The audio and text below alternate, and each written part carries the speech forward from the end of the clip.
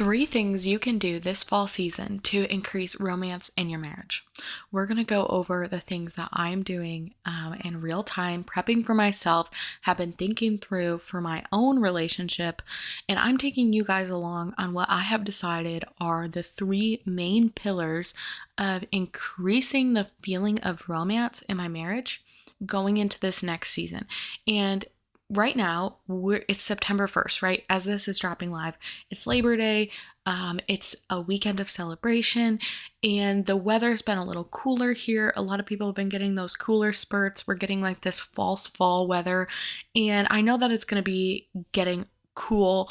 In actuality, like it's really going to be getting cool faster than I can even like mentally prepare for.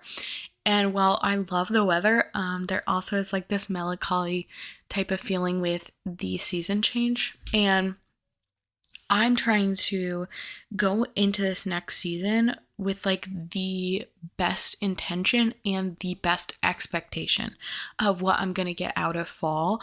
And so I want you guys to come along with me and just let's really set our hearts and our intentions for this next season in our marriage and plan how we can make the best of it and allow this new season to push us forward into marriage growth and a marriage that more represents joy and peace and Christ in the church. So if you're new here, my name is Micaiah Gray. I'm a marriage coach, and I am just enjoying showing up here weekly with you guys, showing up in my Facebook group. I started a new school community where we do Bible studies exclusively for Christian couples. So you guys can join any of those links. They'll be in the show notes below. And I'm really just excited to be changing it up a little bit on the podcast and talking about something that's a little more seasonal. So let's get into it.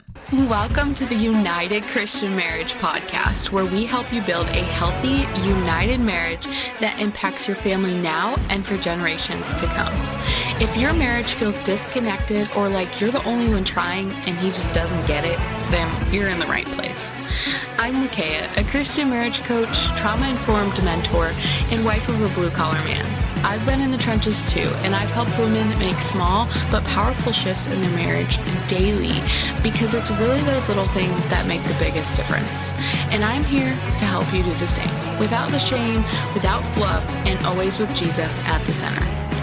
On this podcast, we talk about biblical truths that you can actually apply to your marriage. We talk about how to communicate effectively and what it takes to create a deeply connected marriage, even if right now you're in a really hard place.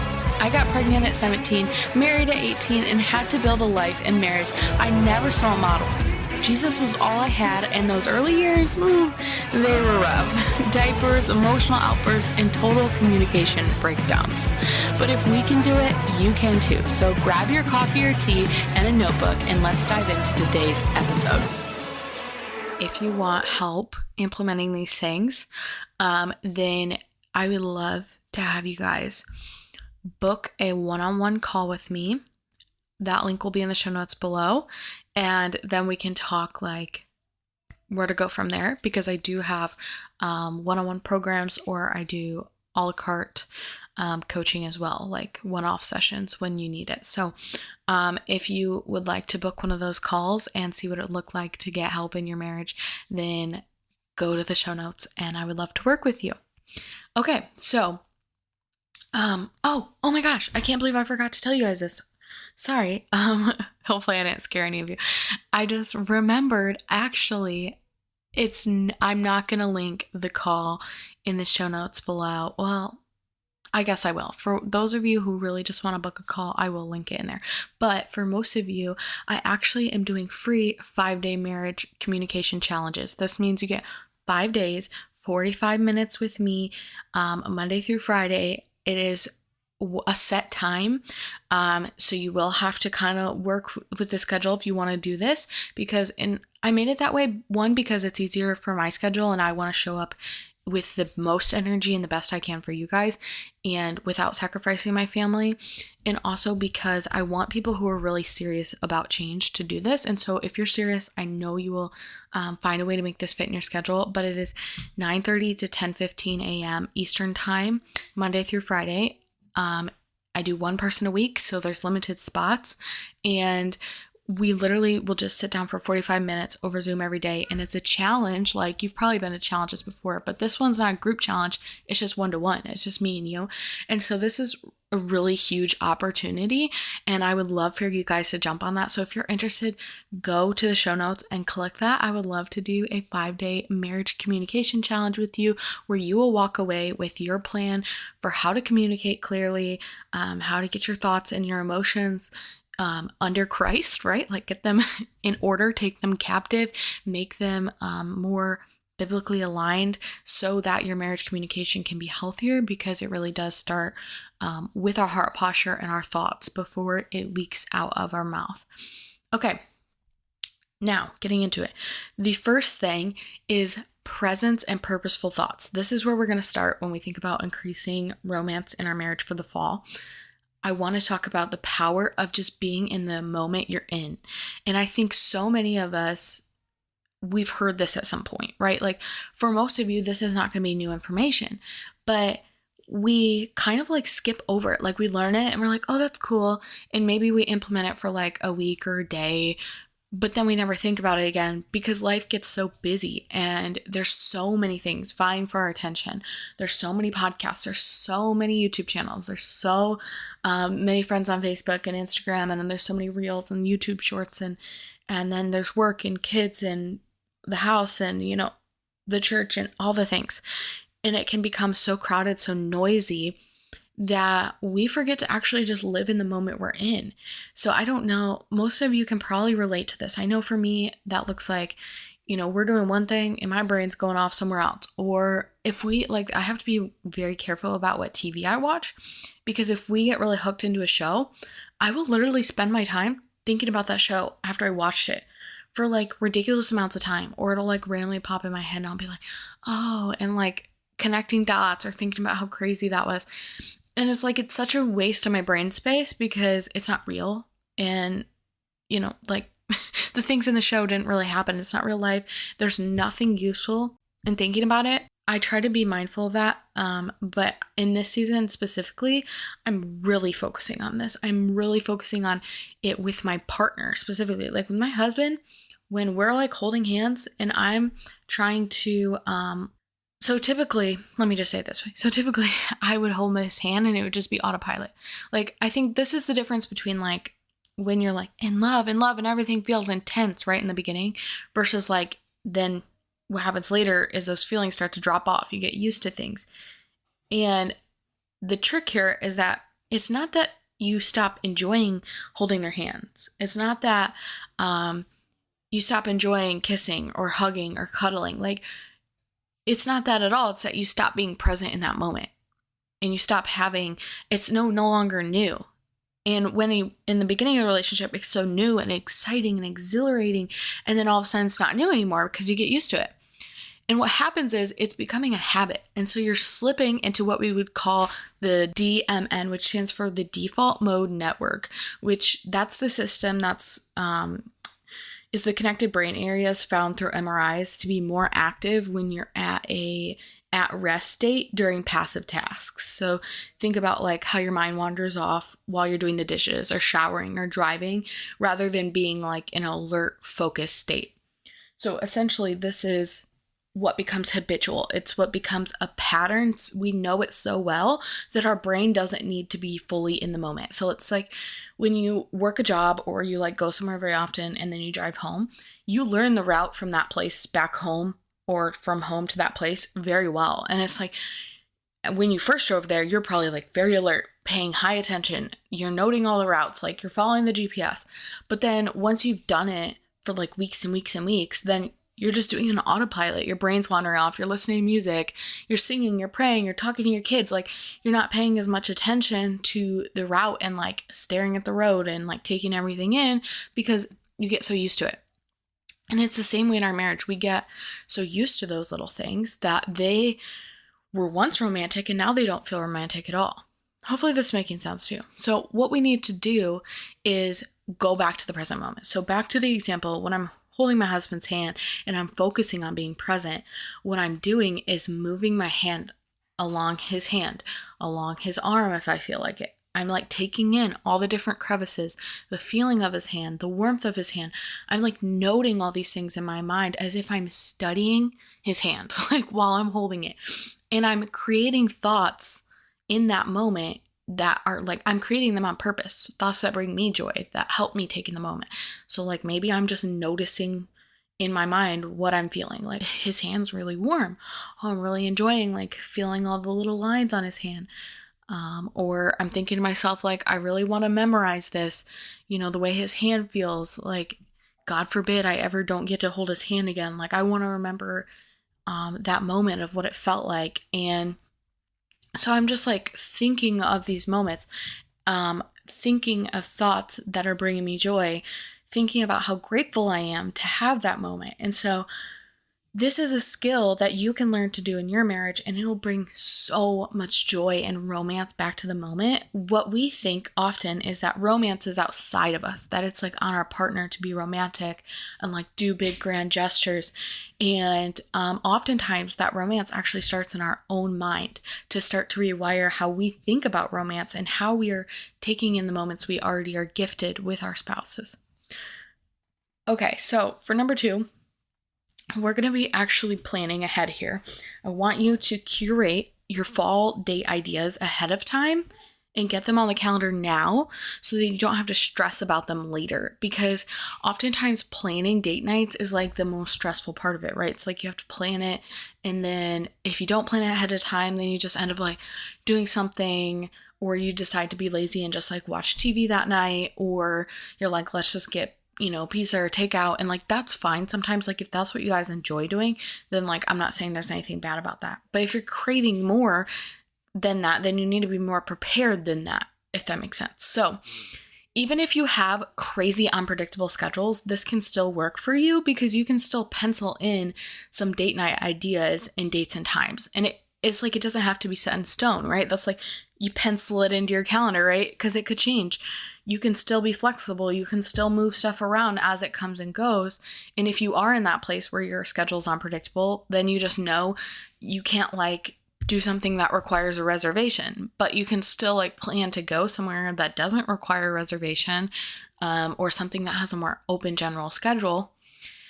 And you really got to start thinking about these things ahead of time, because when we wait till the last minute, it creates so much rush, and rush causes anxiety and snapping and frustration, at least for me. I don't like the feeling of being rushed.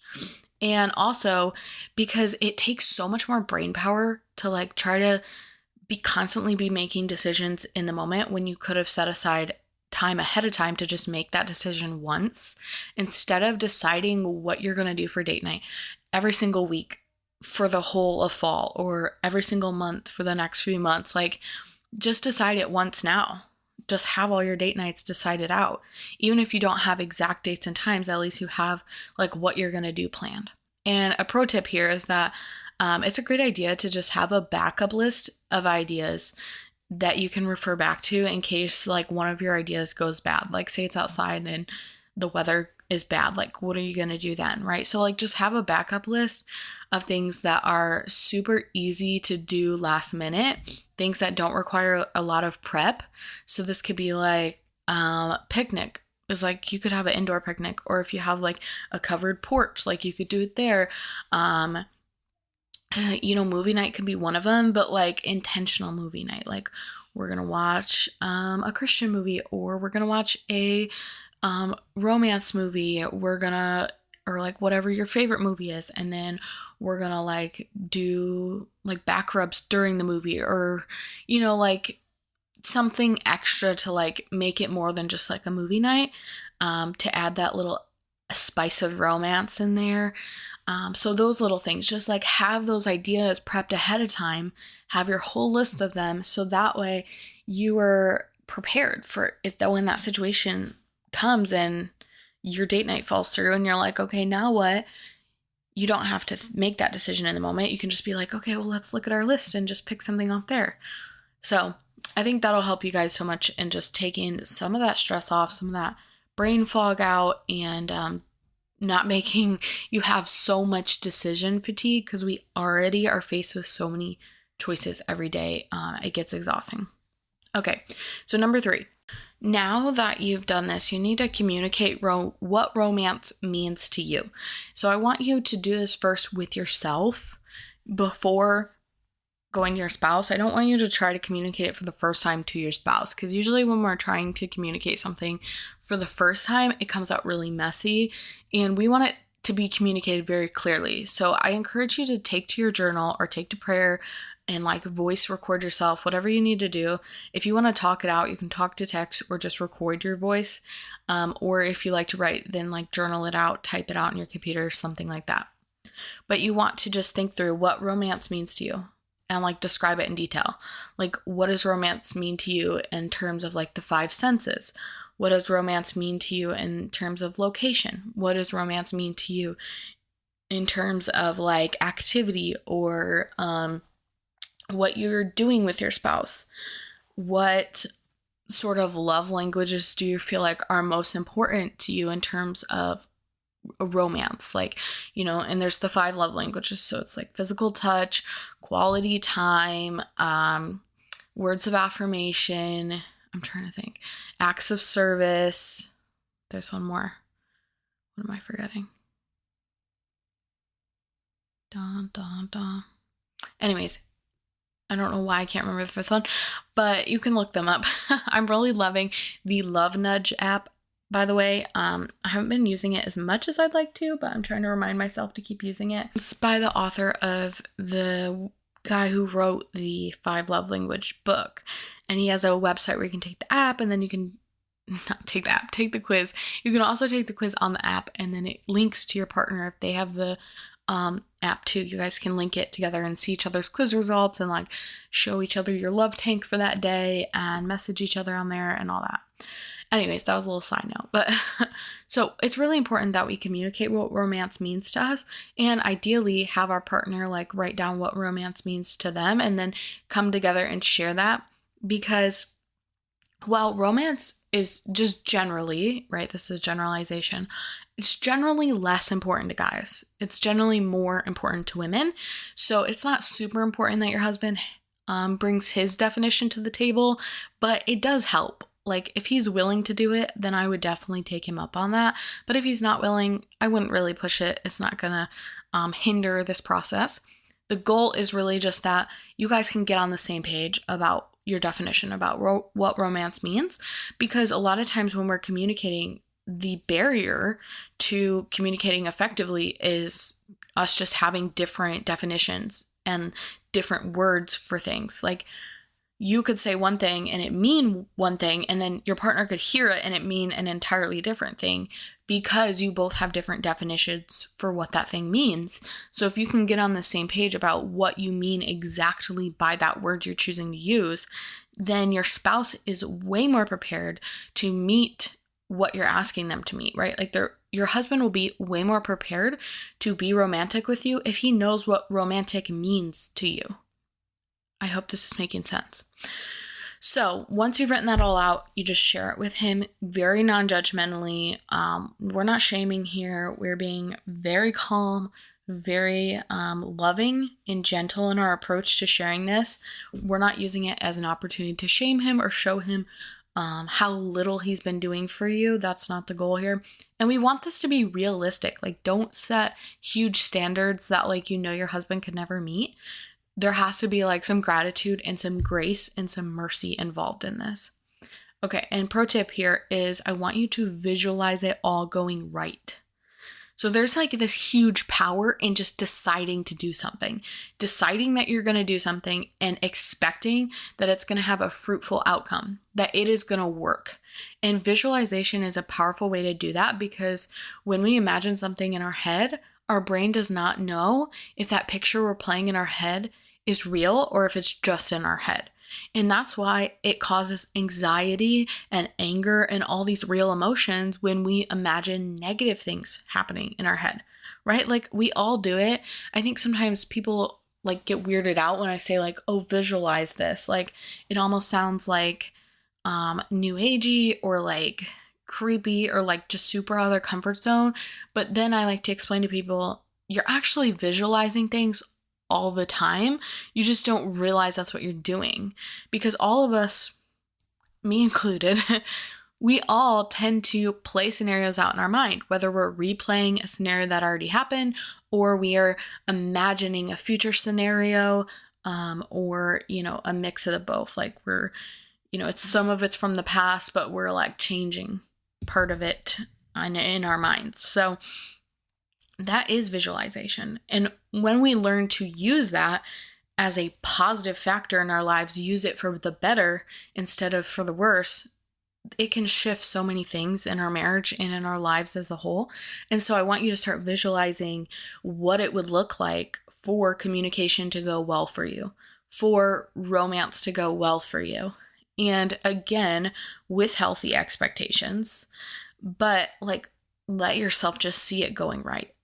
Let yourself see you and your spouse figuring it out. Because if you have a goal and you can see it clearly in your mind, you are like 10 times more likely to hit that thing that you want to hit. If you can paint a very detailed picture and see it in your mind, you are so much more likely to get to that thing. And that's really powerful to just know that and to have that in your pocket and to choose to use it. Because if you hear me say it and then you never do anything with it, it's not really effective. But if you take what I'm saying to heart and you say, wow, that's cool. Like, I want to do something with that. You pencil it into your schedule. Like, when am I going to do this? How am I going to make this a routine? I want to do this every day. Like, when am I going to do it? If you take this seriously, you will see results from this. And I can guarantee you that.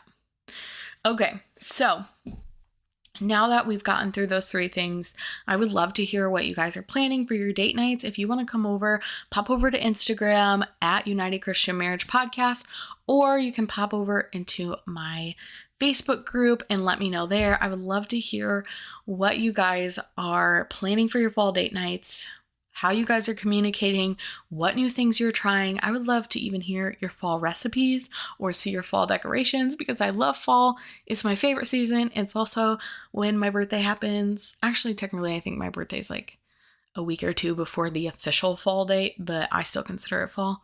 And I'm just so excited. As soon as September hits, I'm like, oh, it's fall. So that's me. And we don't celebrate Halloween. So,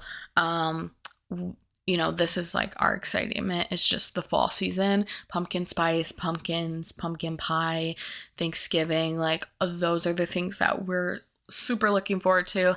And let me know if you guys want another fall related episode, because I'm thinking about doing another one specifically on either more fall date ideas or prepping for the winter time and how we can use that time to strategically grow in our intimacy with our spouses. So pop over into my Instagram or my Facebook group and let me know. I want to hear all your thoughts and chat with you guys, because podcast is very one-sided and you guys can't talk back to me here. So I would love to hear from you guys.